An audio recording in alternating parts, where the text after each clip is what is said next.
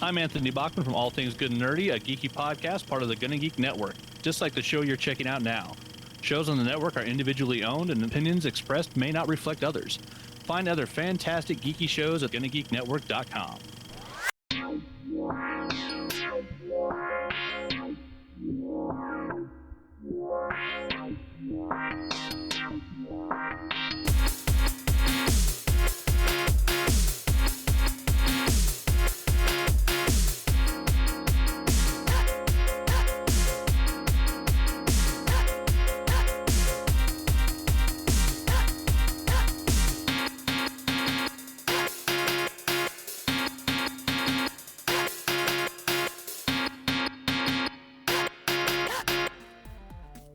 And welcome to Play Comics, where once again we're looking at a video game based on a comic. This one, I can probably make a pretty good guess that it's going to be the only time we're going to see this character in a game, at least starring in it, from a comic that I'm going to bet that a lot of people here have heard of, but haven't spent a ton of time reading, which is a shame, as I'm quickly learning right now.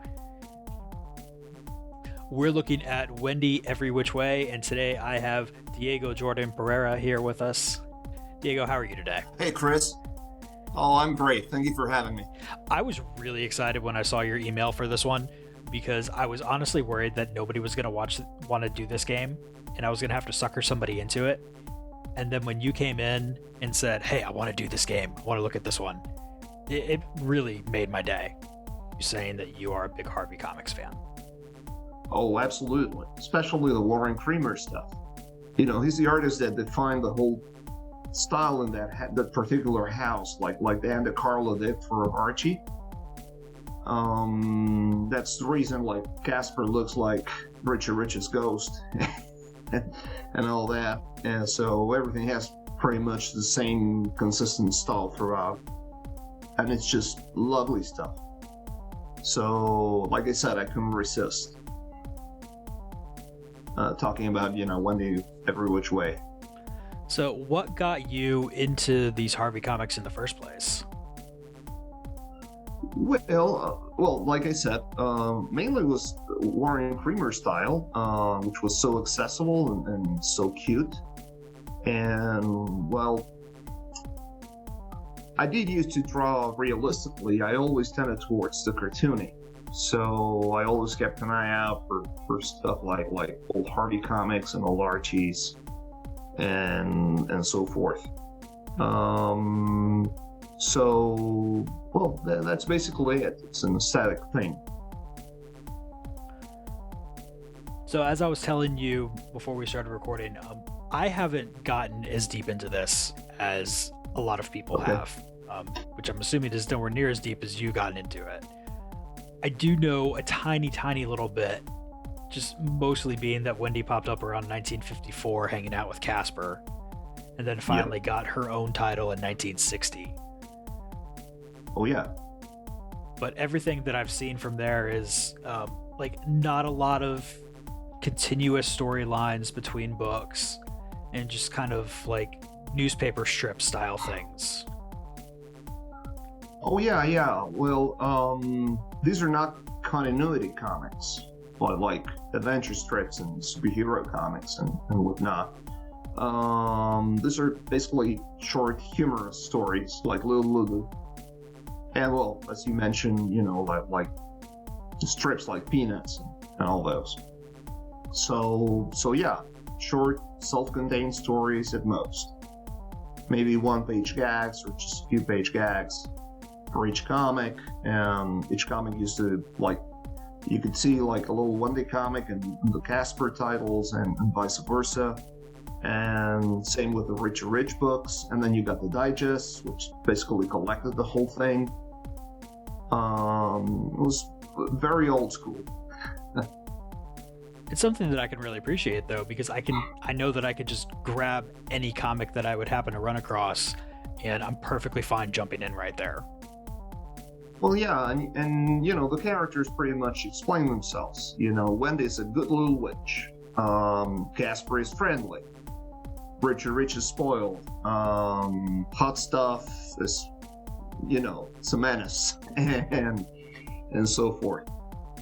So this is really like toddler stuff. It's for little kids.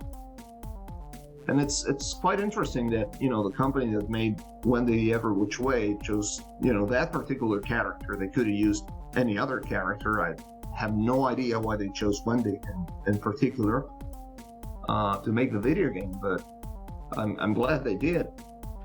From what I was seeing online, there was supposed to be an animated series that just never ended up happening. So if everything everybody was saying right, then game tie into the cartoon, but then the cartoon doesn't happen, and then the game is pretty much done, so release it anyway. Yeah. Well, the thing is with all these old licenses, it's such a mess, and the Harvey Comics folded in the early 80s, and then someone bought them and someone bought that company. These days it's owned by DreamWorks. But it's not like, I used to draw hot stuff for the American Mythology edition of Casper.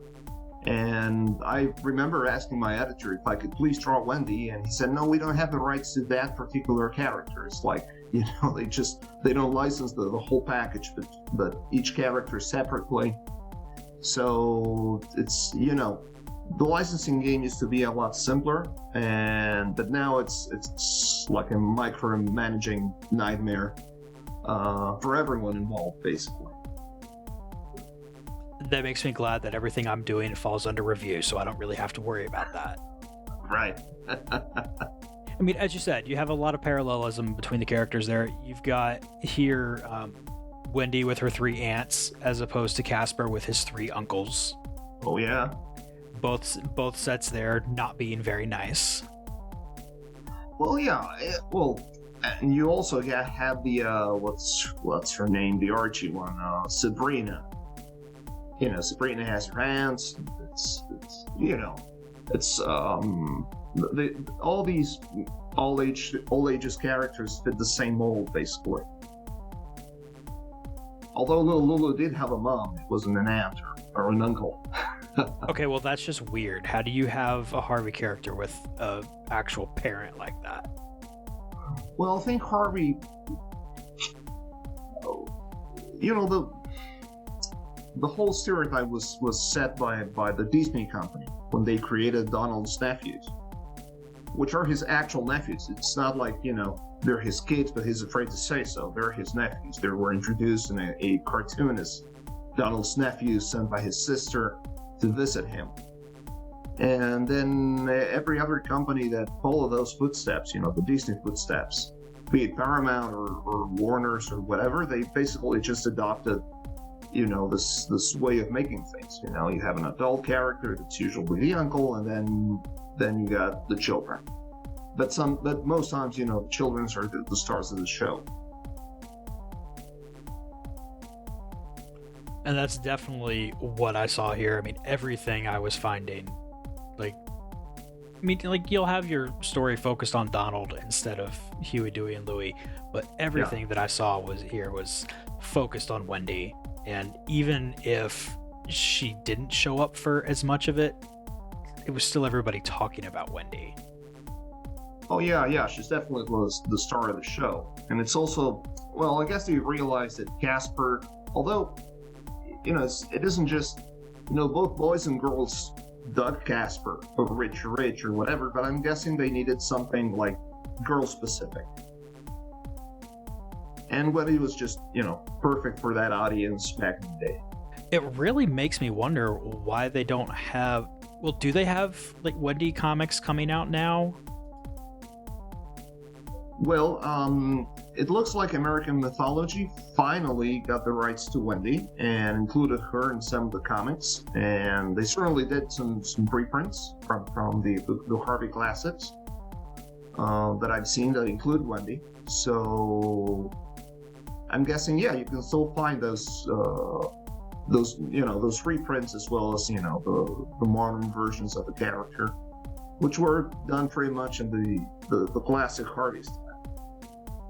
And then you got, I'm guessing 10 years ago or more,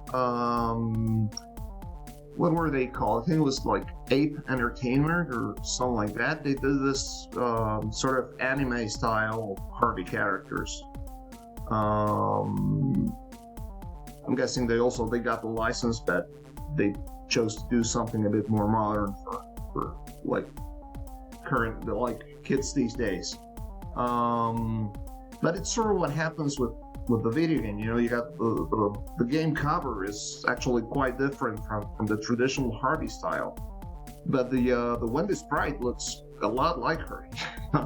It's far closer to to the original Wendy than the one we see on the cover art for that video game. Well, on that note, let's see if we can figure out how to get American Mythologies to get you back so you can follow your dream of drawing Wendy, as I dropped some promos for a few other shows. No, I think that ship has sailed. It was fun while it lasted, but what can I say? I'm not a young guy anymore, and eventually, working on licensing wears you down. So I'm actually happy to have moved on. I still do kid stuff. Like, I got into puzzle and activity books, both for children and adults. And my children's stuff actually has been quite a lot of fun. Like this baby here. Oh, nice. Yeah. It was like a jumbo activity coloring book. And it's all mine, so. I know plenty of people who need to get their hands on some of those. Oh, no kidding. I'll send you a link to Amazon, or you can find it online.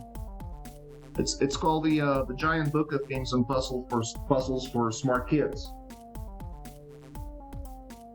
Well, so, there might be some debate on whether their kids are smart some days, but I think that's just an aspect of being a kid.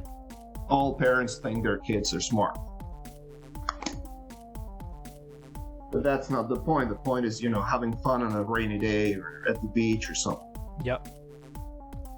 So my grandmother used to have lots of those, like from the old Golden Books days, and her beach house, and we just loved them. We loved painting them with Crayolas and do the little puzzles and the dot to dots and all that. So that's really what got me started with the whole puzzle thing. Well, I'm gonna try to put a list together of people who need that, so I can send out just one big email instead of tons of little emails while we drop some promos sweetness. for a few other shows. Hey everyone, thanks for checking out this podcast. It's probably not Aliens. This is a podcast where we talk about ancient astronaut theory and the show Ancient Aliens, and we talk about how exactly right they are about everything that they propose, right, Tristan? Yeah, then I go insane and try to show why it's not aliens, but it is extremely interesting history and archaeology that you'll definitely find interesting. Yeah, okay, so basically Tristan's job is to ruin our fun by teaching us about history and interesting facts about ancient civilizations. Sorry about that.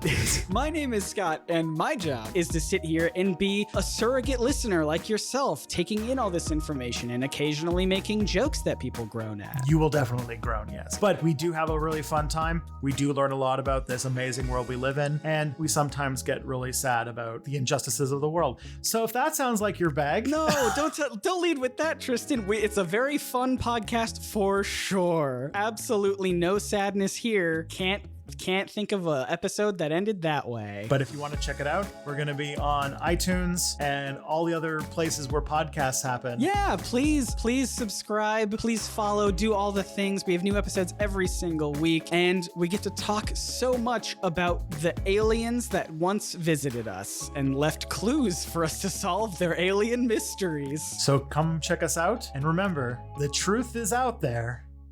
Probably. Hey there, new friends. This is Ellen Weatherford. Do you like animals? Do you enjoy arbitrarily rating things out of 10? Can you tolerate puns? If so, join me and my husband Christian over at Just the Zoo of Us for a weekly review of your favorite animal species. Just the Zoo of Us is available on Spotify, iTunes, and other podcast apps. You can find us at anchor.fm/justthezooofus. See you soon. Those are some great shows to check out, but first let's finish up with this one. So Diego, Okay. this game, this is what I'm really Yeah. excited about. Oh yeah. Like, I want to throw one thing right off the rip here, just to make sure that we say it, because if we don't, then people are going to go crazy. This game is really expensive, and I'm never going to have a real copy because I'm not going to the flea market anymore, so I'm never going to magically find it. Well, you're not alone, my friend.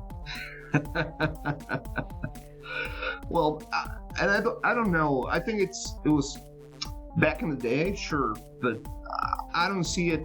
There's so many, options out there these days for like an all ages video game or video games aimed at children that you really, I don't see a need for that. But if somebody enjoys that sort of retro gameplay, you can pretty much download it and run it in some emulator or whatever. Which is what I will do, definitely, because I am not in a position to spend over $150 on a Game Boy game. Yeah, it ain't worth it. I mean, what you have here, though, is a 2001 released Game Boy Color game, which was after the Game Boy Advance came out, but made by the same developers that made Shantae, which is like one of the best Game Boy Color games ever made. Yeah, that's a classic. Right there. But I don't know, I think I like Wendy better. You might be a little bit biased. Yeah, maybe. I don't know. Look, it's a simple game. It's only 12 levels. Maybe the advanced version had 2 more levels, but the Game Boy Color one just has, just the 12 levels. They're not really that difficult, but the gameplay is fun because it's your basic side scroll, unless you can reverse gravity and walk on the ceilings and do all sorts of neat stuff, and you can play with that, the whole gravity reverse and trick. No, I really want to talk about the reversing gravity thing, because that is just super cool. That is the reason why I would want the game. Like, normally if you have something like that in a game, it's just like, okay, there's 1 or 2 spots you can use it. And this game, it's all over the place, and you have to use it. It's not even just there as an option. Yeah, well, that's a whole, the Wendy every which ways gimmick. It's, being able to do that. That's the fun. That's what helps you escape the traps or surprise an enemy, or there's a lot of things that she does. Although you have those levels where she's just flying on her broom like sideways. Those are the boring parts of the game. The parts that are like the side scrolling thing and with the reverse gravity is just so much fun. I mean, this is a super easy, super short game. It's definitely made for kids, and you can tell it was made to go with a cartoon, because it's like every playthrough I was finding on YouTube is like half an hour.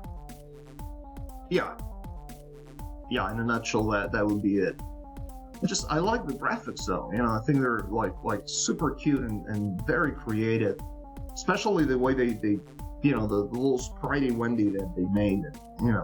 Like I said, it's a lot closer to the Warren Creamer version than the one they illustrated for the cover of the game. Oh, I know. Like, the one on the cover almost looks mean, and yeah, it's I've never seen her anywhere close to looking like that. No, not at all. That's completely off character. But I don't know. I'm guessing they were also trying to appeal to modern kids as opposed to those of us who enjoy the old comics. This is definitely a game I would have enjoyed growing up, though, because sometimes you just need to have your nice, fun little short thing that you can get you through. Well, yeah. Well, it's the same with comics. Not everything has to be a freaking saga or a crossover that spans 72 titles a month. Are you nuts? I mean, sometimes you just want the one shot or the thing that that pretty much closes in on itself and it's good fun, and that's it. Now, the story that goes with this game is she accidentally lets some gems out, and then she has to go collect them. I mean, it's like the super most basic thing. Yeah. I can't give it too much crap, though, because it's more story than you're going to get in a fighter. Well, you're right about that.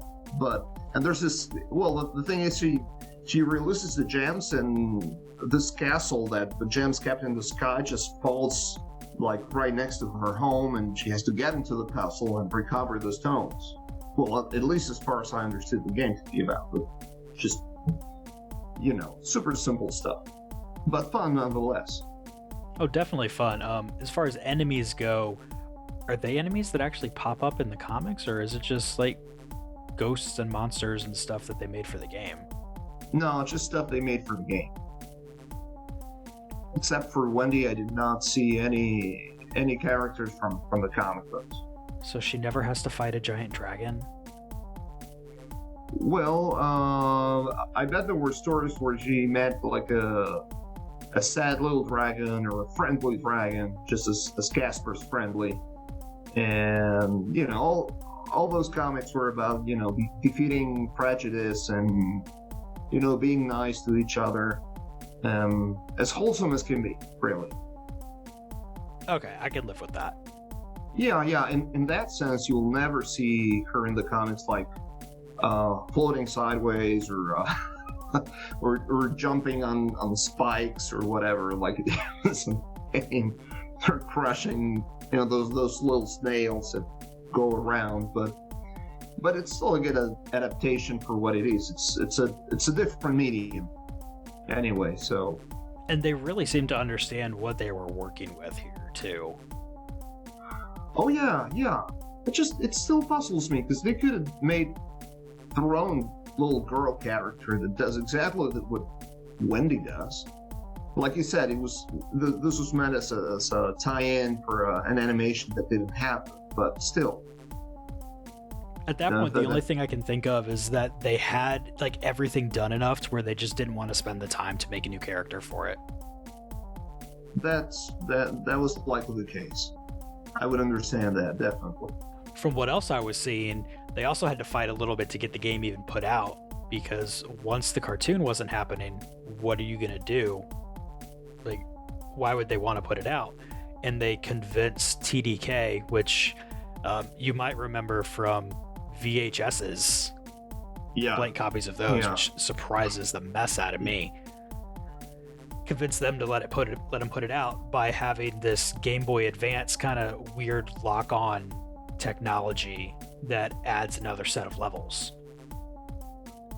Oh, well, that makes sense. Although, I think I could have found it. The game is good enough and fun enough and wholesome enough to pretty much distribute it with whoever you want. I mean, it's really, like you said, they probably just, they had already made the purchase of the license and designed the game as it was, and, decided it wasn't worthy, tweaking it or turning her into another character, so they just went with it and found a distributor, and that would be it. But this looks like such a fun little game. It is. Like, I'm almost glad that I don't have a copy, because now I can't take it in the bathroom and just waste time in there. Okay. Well, yeah, I think, like I said, the only levels that are, I don't know, I think they're superfluous to the game are the ones where it's just a plain side scrolling of her flying, or her, her broom stick and whatnot. But other than that, it's a fun little game for small kids and adults who just want to have some fun and not overthink it. So overall, compared to the Wendy comics, since we don't have the cartoon to look at, what do you think this game gets wrong? What it gets wrong? Yes. Well, if it was a straight-up adaptation, you could probably speak in those terms, but I don't think it gets anything wrong for what it is. Yeah, definitely follow your logic there. I'm like, they're not really trying to make a Wendy thing, so yeah, you can't really say they're wrong. But they don't have any storylines to adapt from, and no other. Maybe what it gets wrong is that I wish they had used Casper or Hot Stuff or as secondary characters, or make it a 2-player game using those characters as well, since they share the same universe in the comics. But again, we're lucky to have that cool game as it was, And I don't know. I think we should just be happy with, what it is and not what it should have been. Oh, definitely. And what do you think this game really gets right? Well, like I said, it's wholesome. The sprite design, it's actually quite close to the Warren Creamer design, or as close as it can be for just a bunch of pixels. Gameplay is fun, and it adds this new layer with the reverse gravity thing. And I think it's a game that they could re-release for, I don't know, maybe online or whatever, and actually it could do pretty well. I'm surprised nobody's tried to do it, but it's probably tied up in licensing hell right now. Yeah, but like I said, maybe it's time to change the character and just do a very similar game with the same gimmick, but aimed at the smartphone crowd, whatever, like Angry Birds. Or, these days you can do so much with so little. So, and it's also because games like Angry Birds or fighting games or whatever, their mechanics are very, very limited. But this one's actually, with what it has, they do a lot with it. So yeah, I think that they took good advantage of the means at their disposal. And if you knew somebody who wanted to get into Wendy, would you give them this game as a bit of a primer course? Well, no, I'd give them the comics. If they wanted to get into Wendy, I'd have to direct them to the American Mythology editions, or maybe, I think Dark Horse also published some of the Warren Creamer classics back in the day, maybe back in 2006 or so. And they published those in black and white, so if you can get your hands on those, you're all set.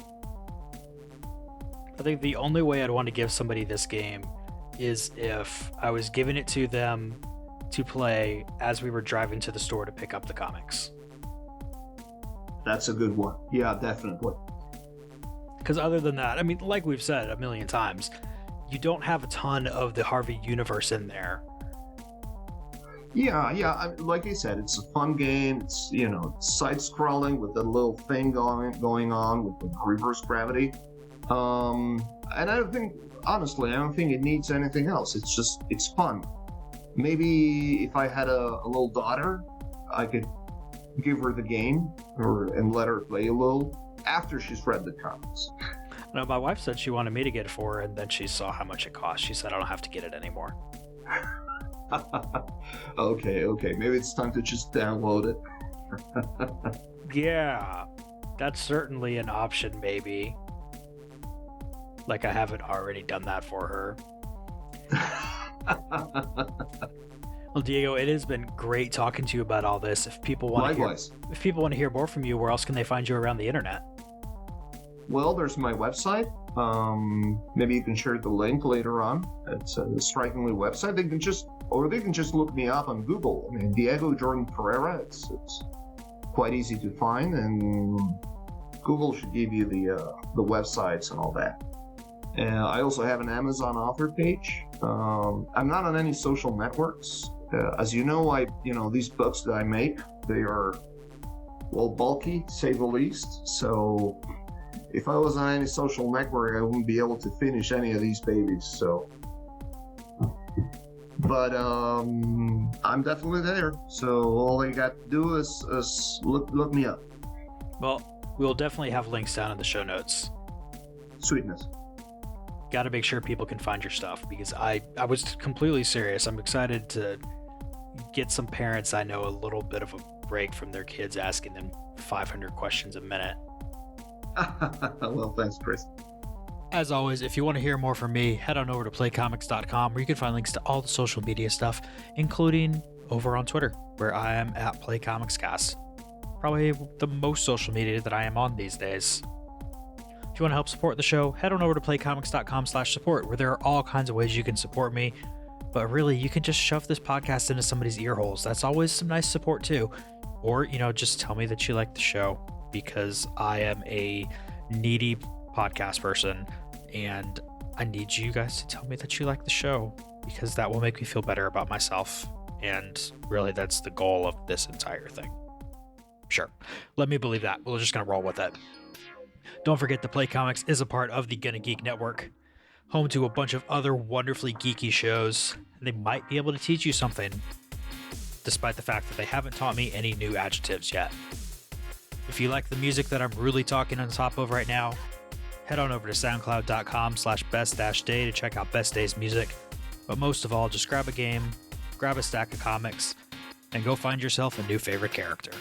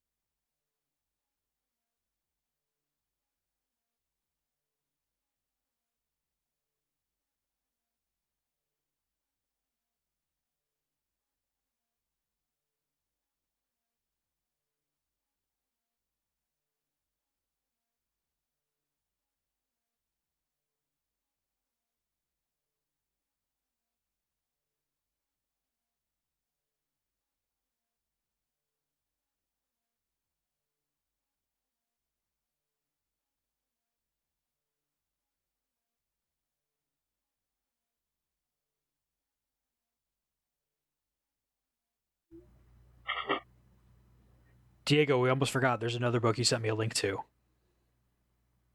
I'm sorry? We almost forgot. There's another book you sent me a link to. We got to tell everybody about that one too. Oh, yeah. Well, that book is a sequel to like the very first adult puzzle book that I made. It's the Big Book of Brain Boosting Puzzles. And I still ain't got my comps from that one, but it's called the Big Book of Brain Boosting Fixed Cross Puzzles. And so it basically features this revolutionary new Japanese puzzle. They're usually called nanograms, although originally the Japanese called them oekaki, which means paint by numbers. It's a logic puzzle that allows you to draw by filling in the squares. So this is like my very latest book. It came out early in July. And although that was an adult puzzle book, I don't think kids would enjoy it as much. Well, that's, like I said, it's my most recent one. And sure, I'll send you the link. And I think I just shared a promotional video that I made. Yeah, you did. I haven't had a chance to look at that yet. That's right. No problem. But anyway, like I said, this is revolutionary. It's a great Japanese puzzle, and it was fun to meddle with it and make my own version. I don't know if you're familiar with the Picross, a Nintendo game. A little bit. Well, this is like Picross, only I call it Pixcross, and it's made to play on the printed page as opposed to the screen. Well, that should be fun. I might need to get my wife that one. Oh, sweetness. I'll send you a link later on. All right, sounds good. Great, thanks, man. You're welcome.